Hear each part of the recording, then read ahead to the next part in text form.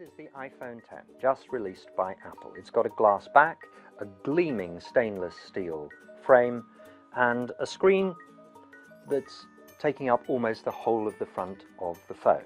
There's no room for a fingerprint sensor or a home button on the front of the screen as there usually is on an iPhone, so this time you just look at it and it unlocks, and then you swipe up to get to the home screen. On the back it's got twin cameras like the iPhone 8 Plus. These are housed vertically because the true depth camera on the front means that they couldn't go horizontally. The wide angle is quite similar to on the iPhone 8 Plus, but the telephoto has a wider open aperture, and it means that you can take better pictures, especially in low light, because now both cameras have got optical image stabilization on them.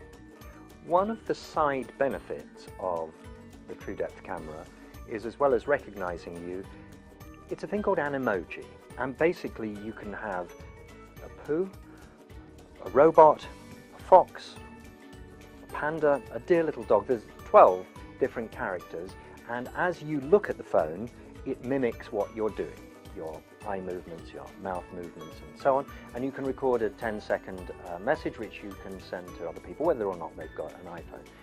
They're brilliantly good fun, and I think they'll be highly popular. The advantage of a glass back on this phone and on the iPhone 8 and 8 Plus is you can do wireless charging. Instead of plugging it in through the lightning connector on the bottom, you just put it down on a wireless charging pad.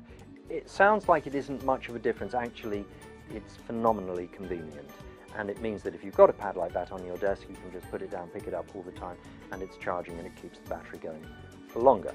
The battery life is 2 hours better than you got on the iPhone 7, and it certainly gets you through a full day, but you will want to charge every night for sure.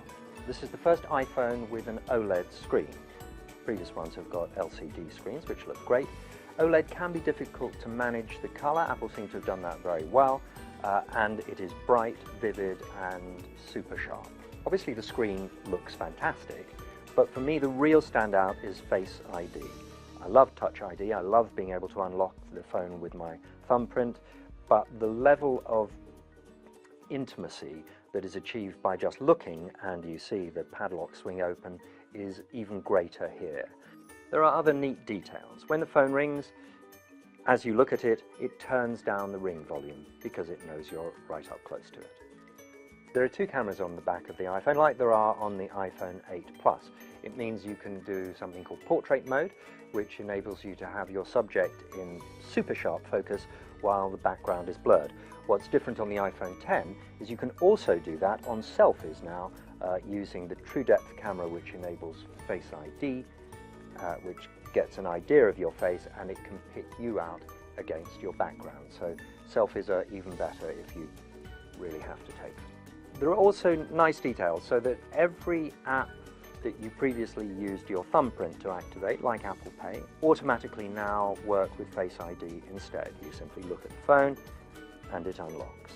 It's great to have this much screen in so small a phone. It's very easy to handle, it's fast, it's powerful, and it's a real delight to use. It feels like no other phone on the market. Apple wants to get us to think of this as being the future of the smartphone, and it's certainly different from anything they've done before or anything else that's out there.